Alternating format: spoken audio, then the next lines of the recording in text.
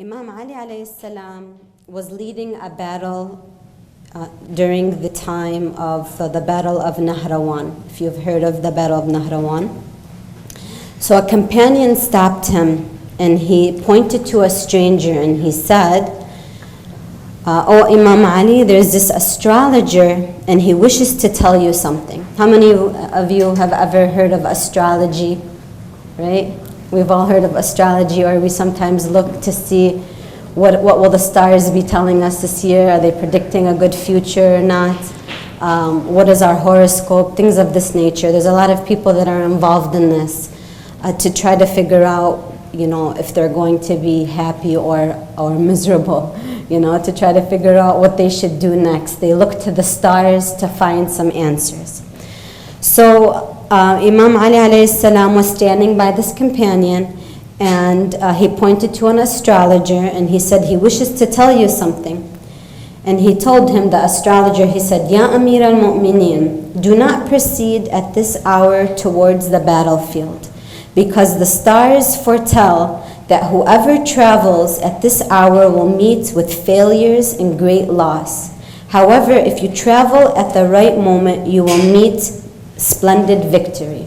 So what is this companion doing? What is this stranger doing who's an astrologer? He's basically telling Imam Ali alayhi salam, the commander of the faithful, the leader of the army, do not proceed because you will fail. So he's already predicted that there will be failure in the battlefield. How many of you have ever went online and checked your horoscope for the day and it says, today you will be having a very horrible day, you will lose so much money, things just won't go your way. So then all of a sudden what happens to your day? It goes bad, doesn't it?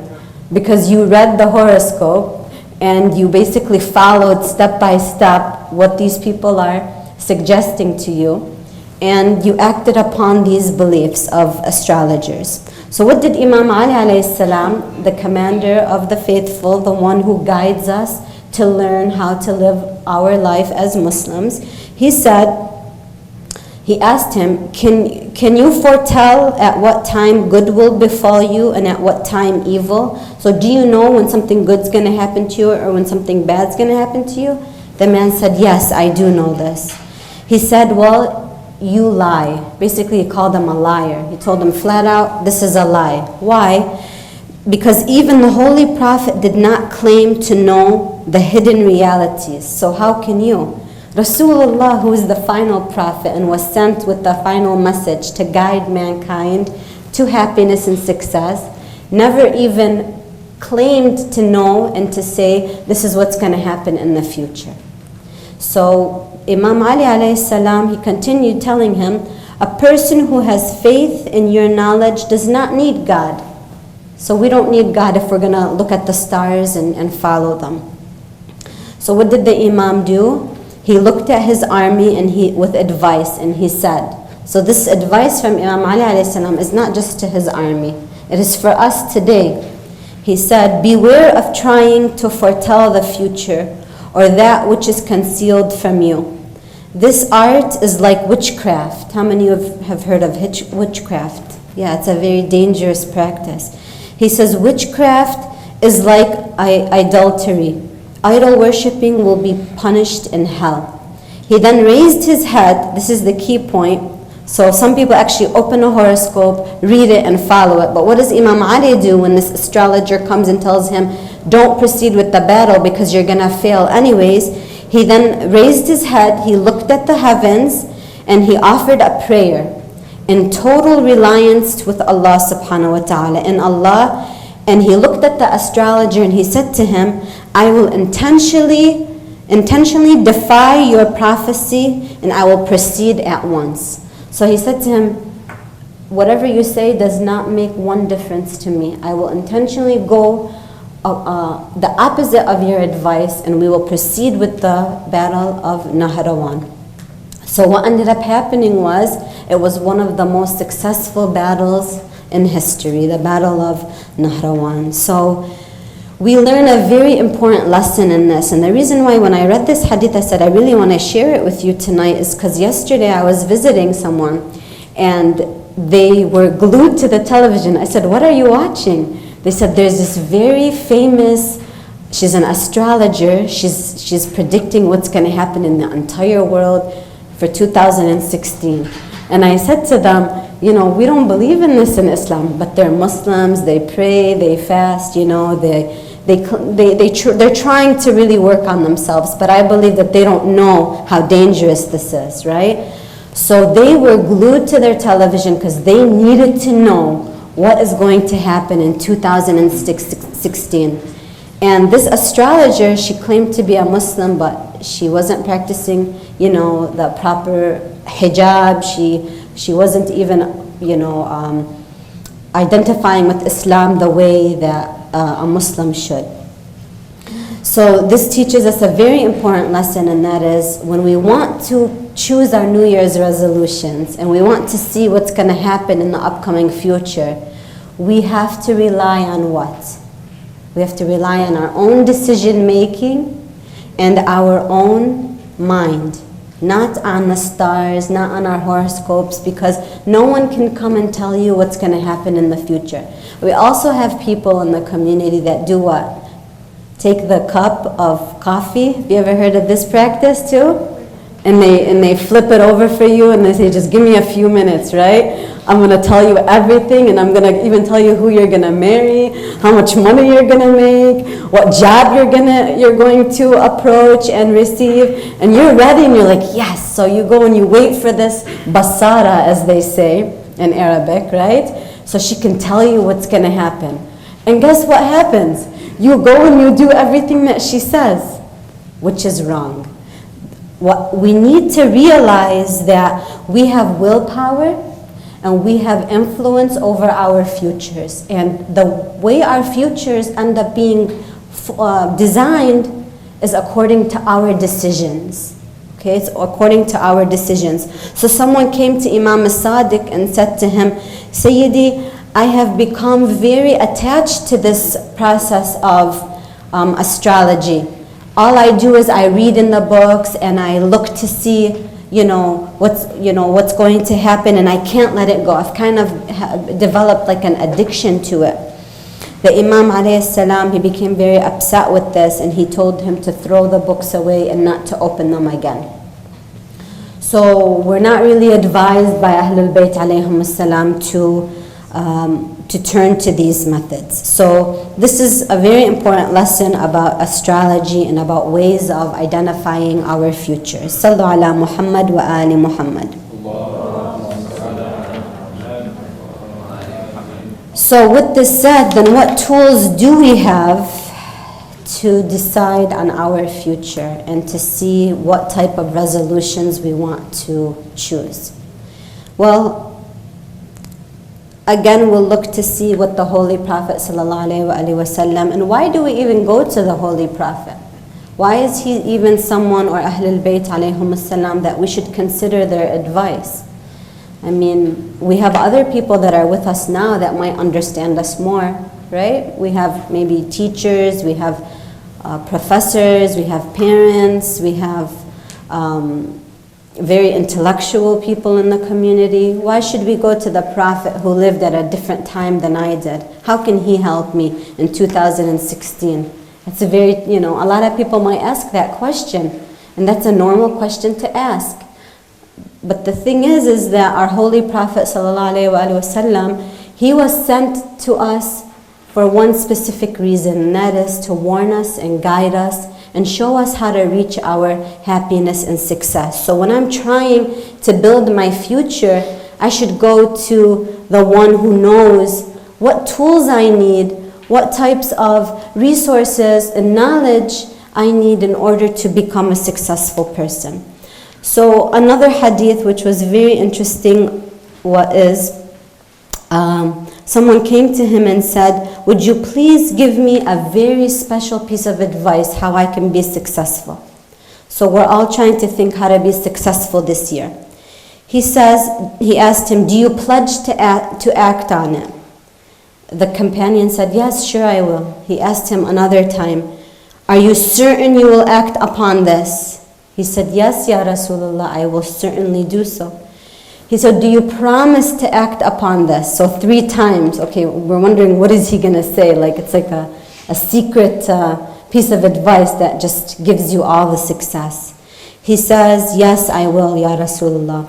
He says, seriously evaluate the result of your actions before performing it. If its end is good, perform it. If it can lead to deviation and ruins, abstain from it.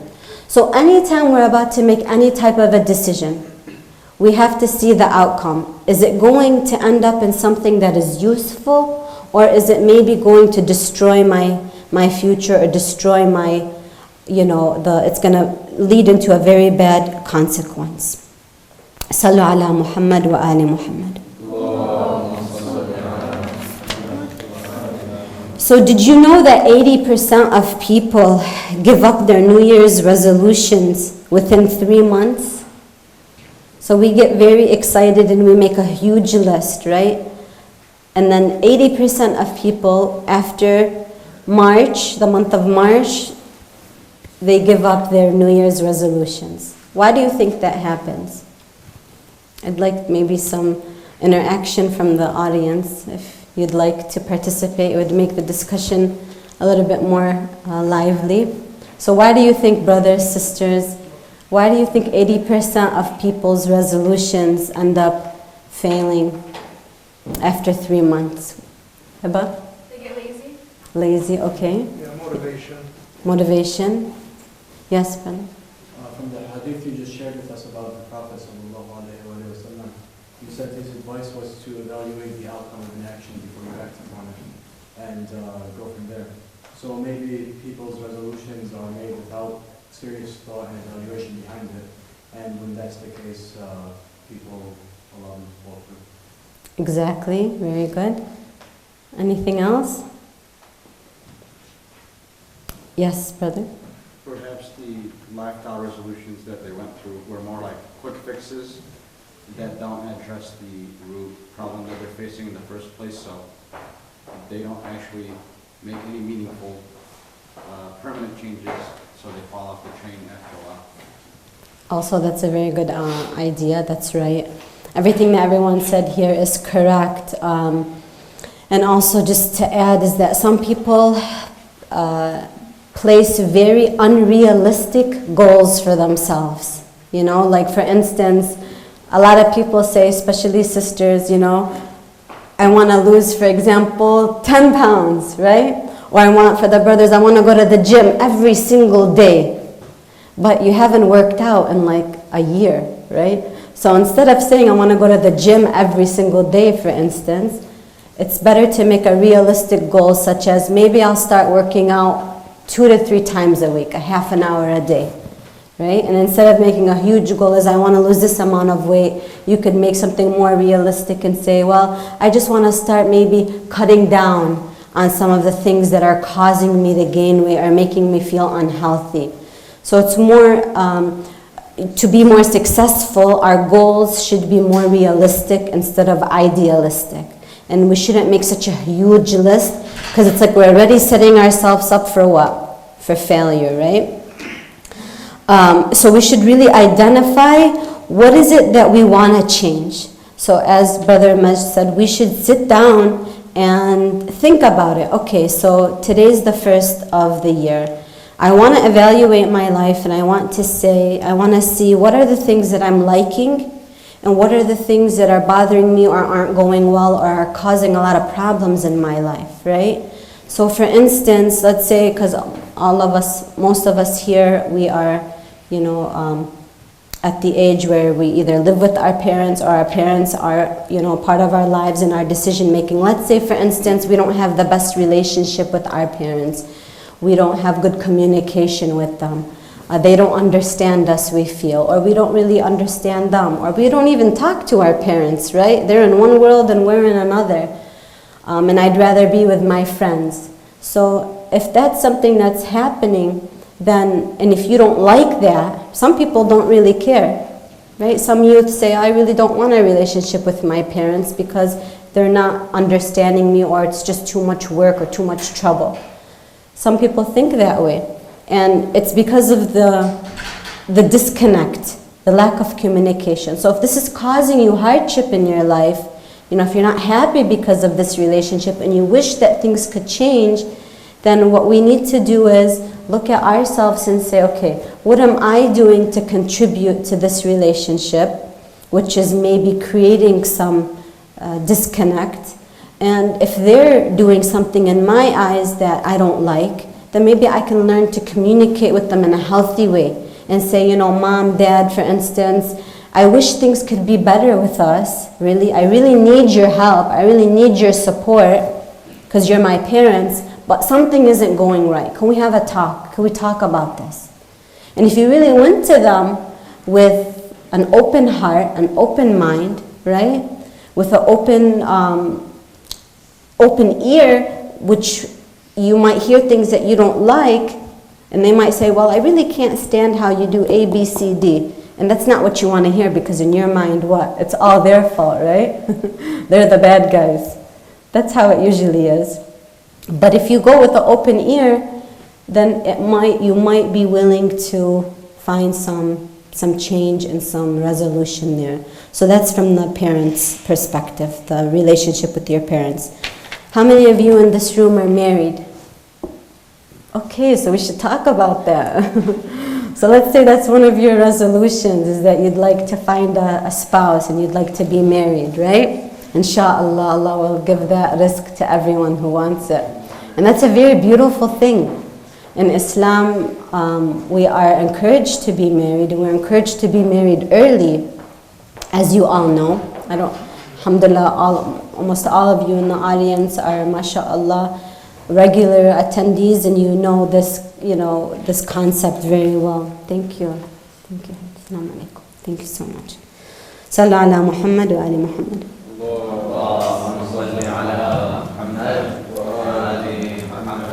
So if you are looking to be married, or you'd like to find a significant other, you have to look at, well, let's say that you've gotten to know someone in your life, right?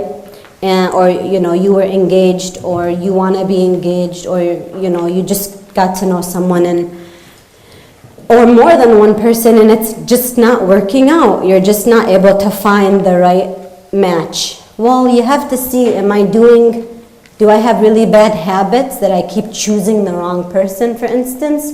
Or am I not changing myself year after year, right? So we have to look at, again, we have to evaluate and say, okay, what's wrong? Is it the person? Is it where I'm going? Do I want to find a religious girl, but I'm going to, like, for instance, a mixed wedding with music, and, where that's not where the religious people usually attend in such a gathering, for instance? Or if I want someone that values knowledge and reading and education, am I looking for them, in the right places, such as the bookstore, or a lecture, or, at the masjid, for instance? So I have to see, where am I looking to find the right spouse that will match my life style. Also, timelines. Some of us say, okay, I have to be married by 21, or I have to be married by 31. Or if I'm not married by 35, oh no. Or if I'm not married by 25, then that means I'm doomed forever. No, that's from Allah subhanahu wa ta'ala. We should do our part, preparing ourselves to find the right spouse, and preparing ourselves to be the right spouse, right? And then Allah subhanahu wa ta'ala will also send us the person in the right time, insha'Allah. Sallu ala Muhammad wa ali Muhammad.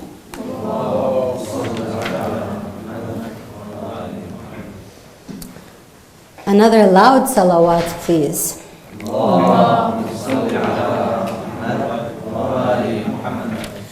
One very important resolution which we must keep in mind is the importance of gaining knowledge. How many of you take gaining knowledge very seriously? Raise your hands.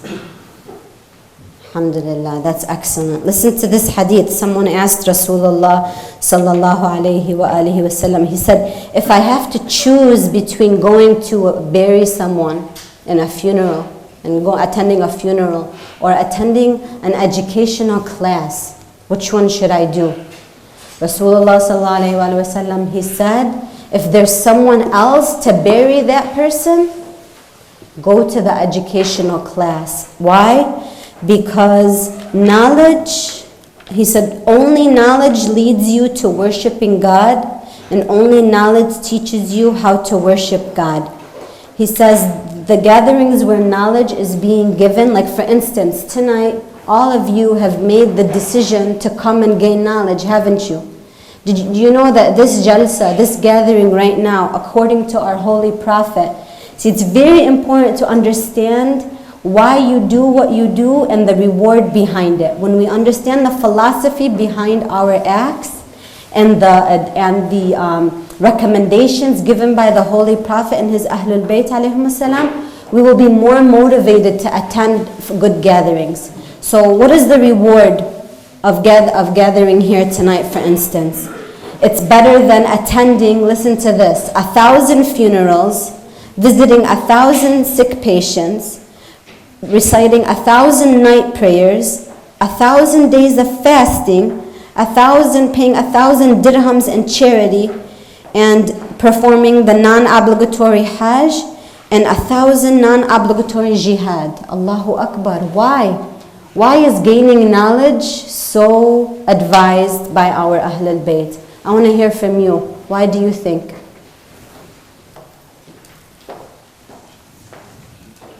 For those of you that raised your hand and said that gaining knowledge is very important to you, what have you experienced? What has knowledge done for you? How has it changed your life?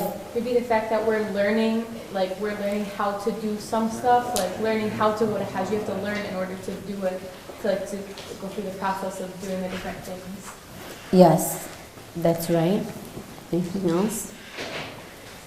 Brothers? Why is gaining knowledge so important? Because you're able to pass it along to others. Pass it along to others, so influence others' behaviors, yes. Makes you successful. Makes you successful, how?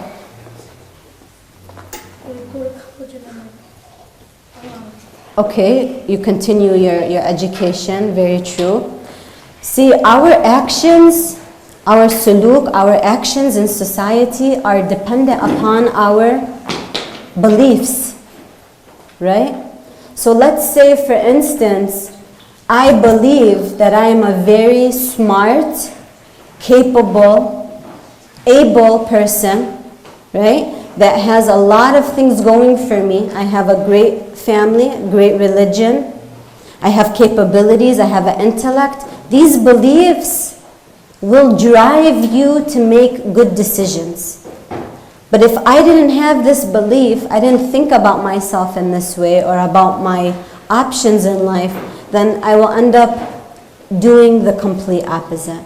So knowledge teaches me, as you mentioned, how I should act, why I should act, what am I benefiting from, how am I benefiting.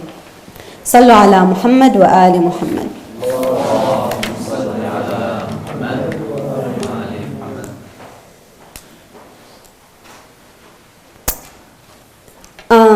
Well, one thing that I also wanted to mention, which has to do with self-esteem, is very important.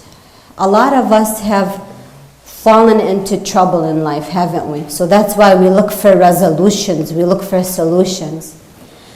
So once someone came to Imam as-Sadiq alayhi salam, our sixth holy Imam, and he said to him, Sayyidi, I've fallen into debt. So a lot of people start the new year and they say, I want to have financial freedom. So if you're in college, right, and you end up taking student loans, then you say, I'd like to pay off my student loans very soon. Or if you're still in high school, you might want to try to save some money because you have an important trip that you want to go and take in this year, for instance. Or maybe you're planning for a fun vacation, or you want to go to Hajj, or you want to go to ziyarah, or you just want to do something with your family. You need to have finances, right? So someone came to Imam as-Sadiq and said to him, Sayyidi, I'm in debt and I am struggling. What should I do? I've talked to so many people and told them about my problems, and they are not able to help me. So I've come to you. What should I do? He said, well, first of all, he went and he called his maidservant and he asked her to bring this man money, and he gave him some money to relieve him. And he said, I wasn't asking for money, I just really wanted your prayers. So he said to him, one thing that I advise you to do is not to go and mention all of your problems to everyone that you know. Because people are going to look at you, because what he did was he went to everyone and he said, I'm in debt, you need to help me. So what they ended up doing is they started like closing the door in his face. He became like a burden on everyone, right? So he said to him, don't go, you know how people air out all their problems to everyone? This is what's happening in my life. I don't know what to do about it. Help me. It's good to seek advice, but we should seek advice from the right person, from someone that can help us, that's qualified, and that has good solutions. So the Imam says, do not mention all of your hardships to everyone, because they will look at you in a negative way and they will not respect you anymore. So the believer has what? Has izzah, has karama, honor and dignity. He shouldn't embarrass or she shouldn't embarrass herself in front of people by mentioning to them all of their problems. So this is a very important lesson that we should take. Does anyone have any questions before we conclude?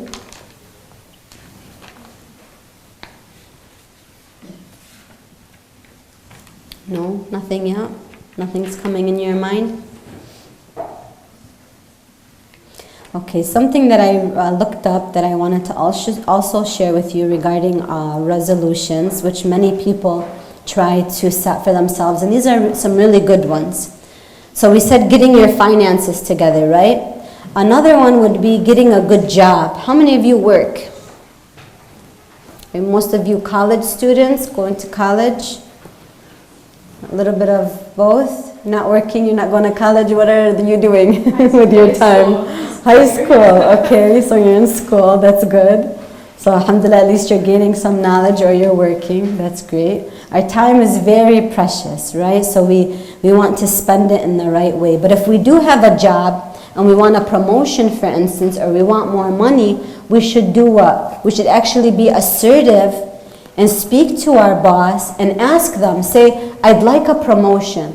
What should I do to earn that promotion, right? Or I'm in high school and I'd like a part-time job because I have a lot of time on my hands. So I can ask my parents, what can I do to earn a part-time job, something that I can make a difference in society and in my life. So actually trying to seek that job through the right means.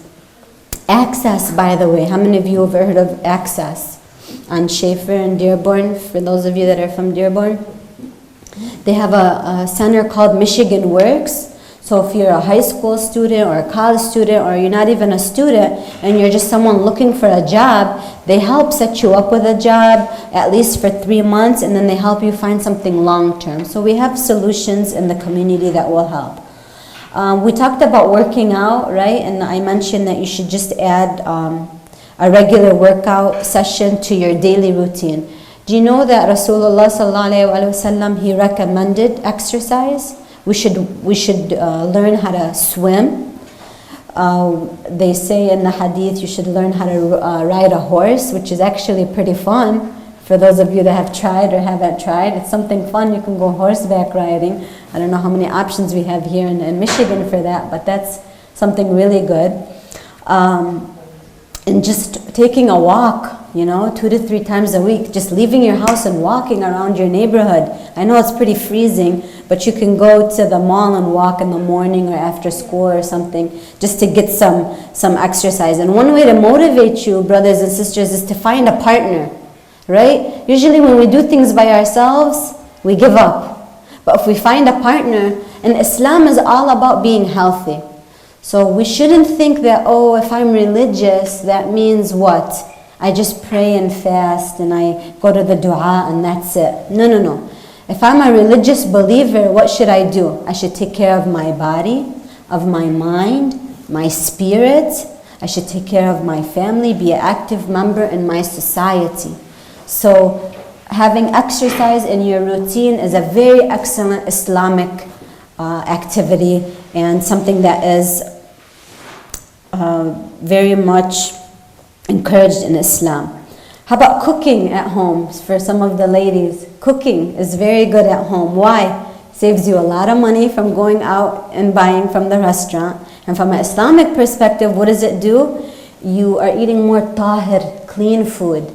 You know where you got your meat from. You know, you did wudu maybe before you prepared your meal. Brothers, if you eat a lot out from the restaurants, you know, subs and pizza and all of that, very unhealthy, very unhealthy. So I advise you to change that bad habit and leave the chips and the junk food and the Pepsi and all of that, because it's just going to give you diabetes. So stay away from that. And sisters, of course, too. But sisters usually care more about what they put in their bodies. But did you know that whatever you put in your mouth and in your body, it affects how you feel? It affects your spirit. It affects your energy. When I was in Ziyarah this year, I met people in their late 60s. I'll tell you, they had a lot more energy than I did. And why? It's because they were very careful what they ate and what they put in their bodies. Let's say I am a wife, or I am a husband, or I am a child, or a parent.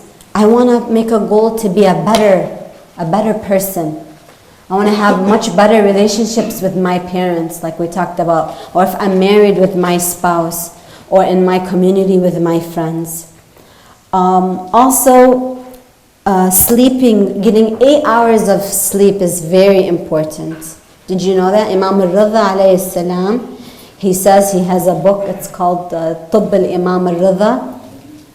And he teaches us how we should eat and sleep and take care of ourselves. And he says we should sleep also 8 hours a day. Doesn't necessarily have to be 8 straight hours, but you can, you know, chop it up a little bit, like 6 hours, and then during the day if you want to take a nap or so, that's really important. So these are some of the resolutions that we have from Ahlul Bayt and also from our daily lives that we can apply, inshaAllah, and find solutions. I pray that Allah gives us the power and the ability to succeed, inshaAllah. And one secret to success really is the state of your mind. The state of your mind. Our mind is such a powerful tool that if I tell myself I will be successful, oh, that's my mic. Excuse me. If I tell myself I will be successful and I will be happy and I will accomplish my goals and I will make a difference in society, whatever I tell myself will happen. Inshallah, it will happen. But that doesn't mean it'll be a very easy, smooth sailing road without hardships. But hardships build us and they make us stronger and they make us more capable of handling what life has to bring, inshallah. So I pray that we have tawfiq, we have obedience to Allah subhanahu wa ta'ala. Oh, I forgot to mention one thing, which is so important, and that is our daily prayers. So if we're not, that should have been number one. But our prayers are so important, because if our prayers aren't on track, then we will not succeed. And I have to mention this, because while I was speaking, I saw like 8 people texting and looking at their phones. And I said to myself, what's happening? Why aren't people paying attention? Why aren't we connecting? Why aren't we respecting each other? Why are we so attached to our cell phones? And I really pray that we learn how to connect with each other face to face. Because trust me, by the way, if you don't know, I'm a social worker. I have a master's in social work, and I work now at Access. I'm a therapist, and I work with a lot of people that have mental health issues, depression, anxiety, name it. One of the worst things that we could do that will create a lot of issues for us, unhappiness, feeling unsatisfied, is when we disconnect from others. When we just sit and we text and we get so attached to our phones and we forget how to just sit together and have a one-on-one conversation and care and love one another and care for one another, we're setting ourselves up for failure.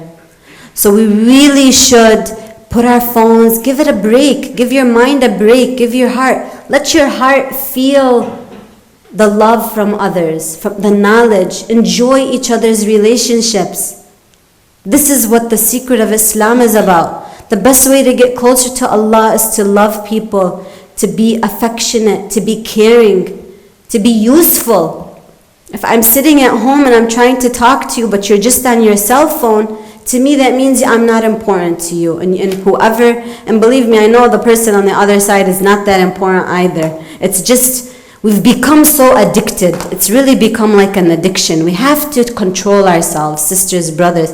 And I'm telling you this because you're all like my family, my sisters, my brothers, and I see what's happening. People don't even call each other anymore and say, Assalamu alaikum, Happy New Year, how are you? I want to see you, let's go for coffee. You send the text Happy New Year with a heart, that's enough. And then you don't see your friend or your sister, your aunt, your uncle for a year.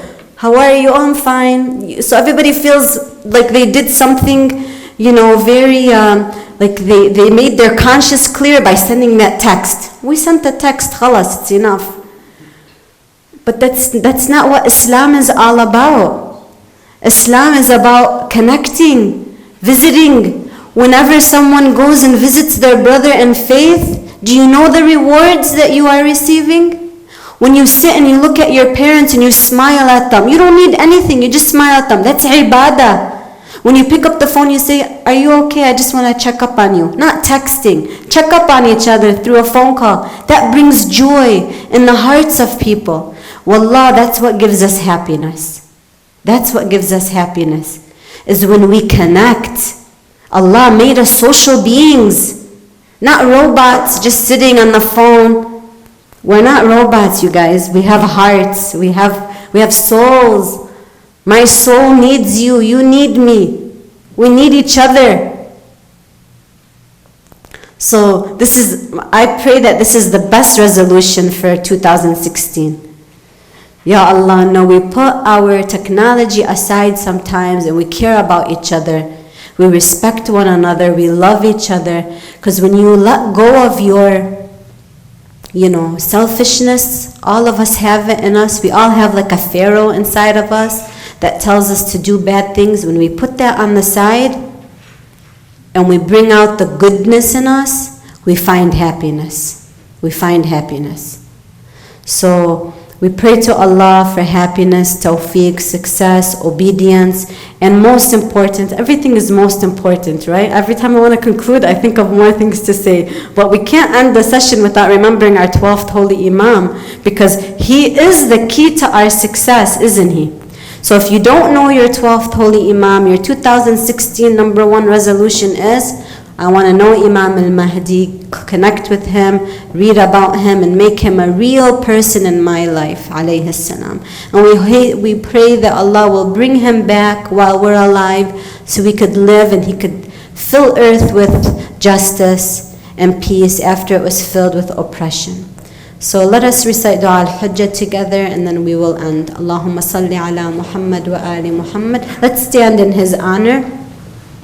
اللهم كن لوليك الحجة ابن الحسن صلواتك عليه وعلى آبائه في هذه الساعة وفي كل ساعة وليا وحافظا وقائدا وناصرا ودليلا وعينا حتى تسكنه أرضك توعا وتمتعه فيها طويلا برحمتك يا أرحم الراحمين اللهم صل على محمد وآل محمد. Thank you so much for listening. You are a great audience. If anybody has any questions, I'll be here for you, inshallah. صلوا على محمد وآل محمد. اللهم صل على محمد وآل محمد.